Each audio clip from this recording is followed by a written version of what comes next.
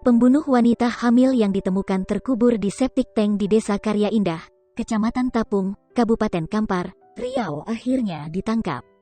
Siti Hamidah 32 tahun ternyata tewas dibunuh oleh suaminya sendiri, Alex Iskandar Putra 28 tahun. Mayat korban ditemukan dalam kondisi membusuk terkubur di dalam lubang bekas galian septic tank di dekat rumahnya, Selasa, tanggal 8 Juni tahun 2021. Tersangka akhirnya ditangkap di Kabupaten Nganjuk, Jawa Timur.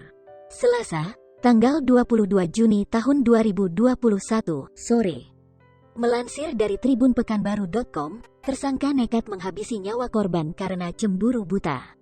Tersangka cekcok dengan istrinya pada tanggal 21 Mei tahun 2021 di rumahnya.